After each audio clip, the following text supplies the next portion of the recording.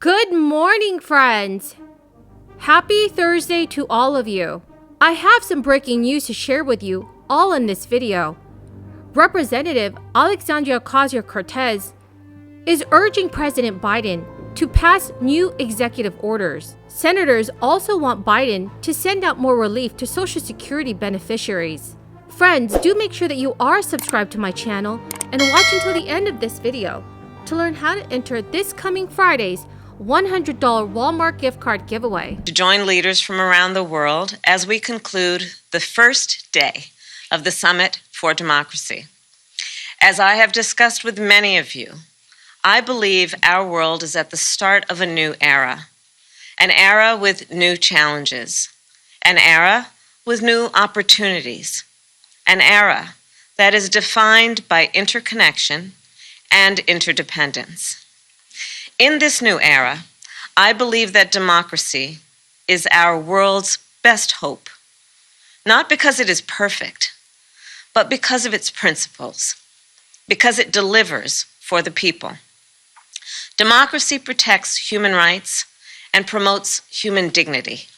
It is a means to create peace and prosperity. It is a means to solve our greatest challenges from COVID-19 to the climate crisis. It is, then, of particular concern, of urgent concern, that democracy is presently under threat and for 15 years has been on the decline. Around the world, autocrats have become emboldened. Human rights violations have multiplied, and corruption is undermining progress, and misinformation is undermining public confidence. And so it is incumbent on each of us, individually and collectively, to take action.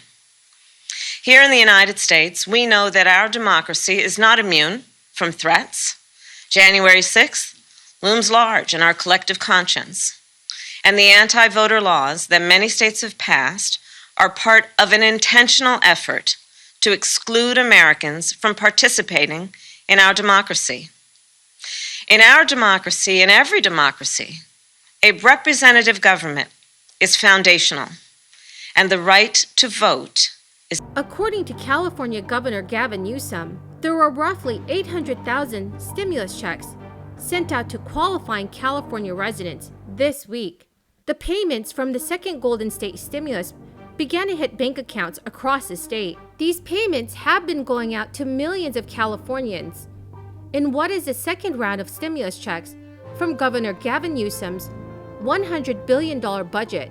It is estimated that about 15.2 million California households, which is about 2/3 of the state's taxpayers, will be able to reap the benefits of the $12 billion in stimulus relief funds.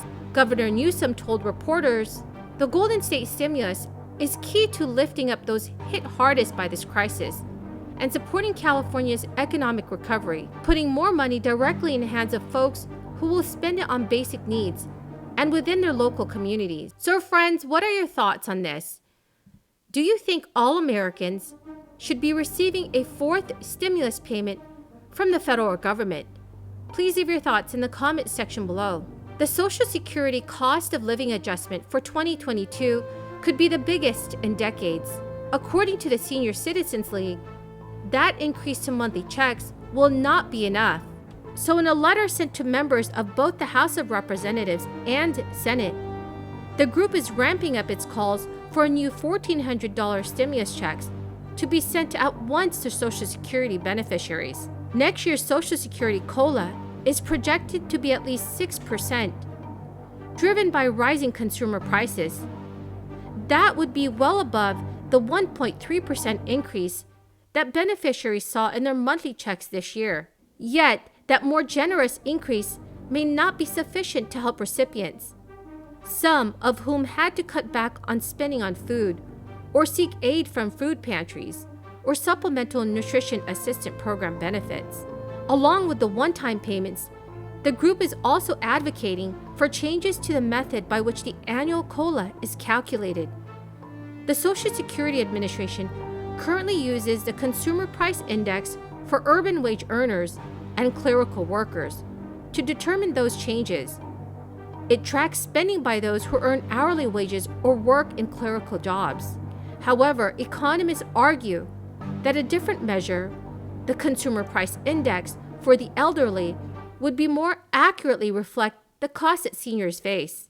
The Senior Citizens League is also calling for legislation to ensure that Social Security could continue to pay benefits for the next 75 years. The Social Security Trustees' annual report recently showed that the combined trust funds used to pay retirement and disability benefits will be depleted by the year 2034, at which point only 78% of promised benefits will be payable. Plans proposed by President Biden during his election campaign and by certain members of Congress include similar goals. Senate Majority Leader Chuck Schumer and Representative Alexandria Ocasio-Cortez are urging President Biden's administration to extend the federal student loan payment pause beyond its January 22 expiration date, amid uncertainty surrounding this ongoing crisis. Democrats cite a new Student Debt Crisis Center survey, finding that 9 in 10 fully employed borrowers are not financially secure enough to begin making student loan payments in February 2022. Chuck Schumer had told reporters, if we do not extend the pause on payments, then that horrendous interest will pile up at a time when too many are still not financially prepared to shoulder a giant monthly bill. Moreover, the uncertainty with what happens next demands at least one more extension of the student loan payment pause. Friends, the keyword for this video is salad. If you would like to enter tomorrow's $100 Walmart gift card giveaway, please remember to click and like my videos. Make sure that you are subscribed to my channel and comment below the keyword from each video. Thank you so much, friends. The Department of Education is making preparations for the end of forbearance, with Education Secretary Miguel Cardona reiterating that borrowers should expect payments to restart in February. Federal student aid has been communicating with borrowers on when payments will resume, as some will also be switched to a new student loan servicer in the next coming months. It is still uncertain whether the Education Department will extend federal student loan forbearance again, so borrowers should start preparing their finances for payments to restart. Friends, thank you so much for joining me here this morning. I truly appreciate all of you who are watching my videos. To say thank you, I'm giving away $100 Walmart gift cards every Friday.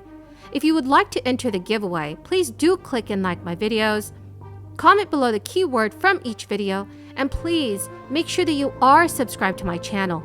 Thank you so much, friends, and have a very, very blessed Thursday.